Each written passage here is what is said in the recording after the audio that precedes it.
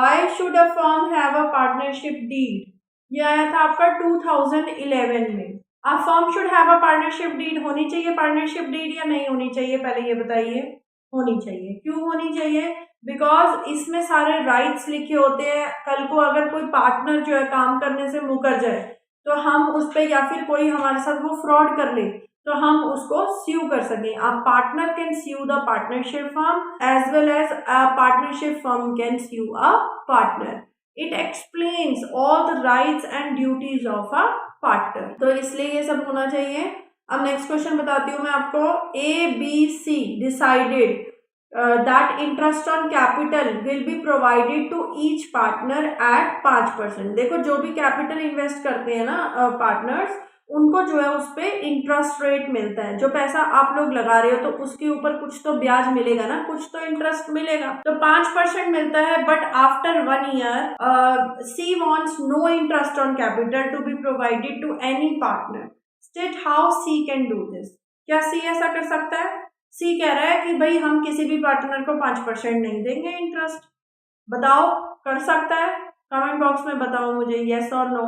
ये आया हुआ है दिल्ली 2010 में। हाँ जी, she can do this only when all partners agree to do it और if there is no partnership deed. अगर पार्टनरशिप डीड में लिखा है तब तो सी ऐसा बिल्कुल भी नहीं कर सकता। बट अगर पार्टनरशिप डीड है ही नहीं या फिर म्यूचुअली कंसेंट से सब रेडी हो गए हैं तो सी ऐसा कर सकता है। अच्छा नेक्स्ट क्वेश्चन देखिए। A, B and C are partners और उन्होंने डिसाइड किया है कि कोई भी इंटरेस्ट ऑन ड्राइंग नहीं मिलेगा to be charge to any partner, but only 1 year she wants the interest on drawing should be charge to every partner. 1 साल के बाद सी कह रहा है, सी को सारी प्रॉब्लम है ना। सी कह रहा है कि मुझे जो है इंटरेस्ट ऑन ड्राइंग जो है वो मैं तो दूंगा आपको फर्म को। तो आप मुझे सबसे पहले तो डिफरेंस बताएंगे इंटरेस्ट ऑन कैपिटल पे और इंटरेस्ट ऑन ड्राइंग पे, दोनों के बीच में क्या डिफरेंस है आप जल्दी से मुझे कमेंट बॉक्स में लिखें, ठीक है।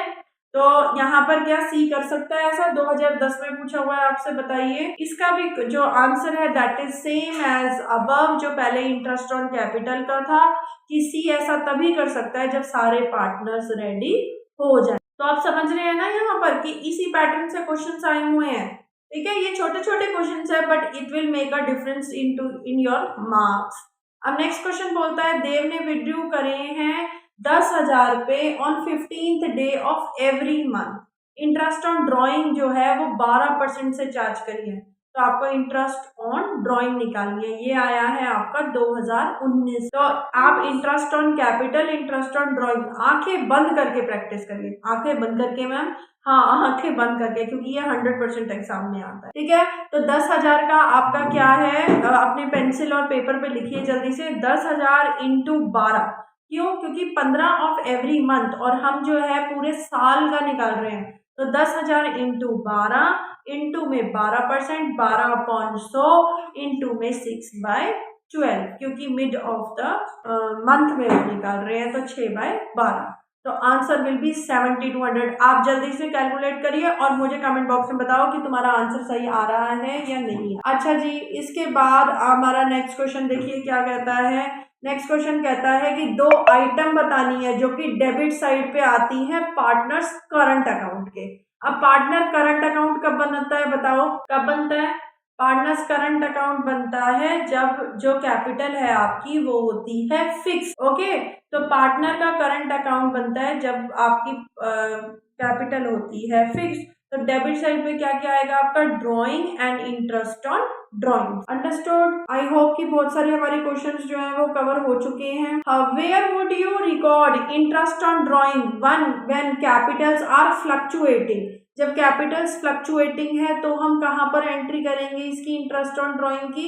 Will do it in the debit side of partners capital account. आप लोगों ने अच्छे से पढ़ा हुआ है। पार्टनर कैपिटल अकाउंट जो है वो एक बनता है फिक्स्ड में, ठीक है। उसके बाद करंट अकाउंट में सारे कैलकुलेशंस करते हैं हम।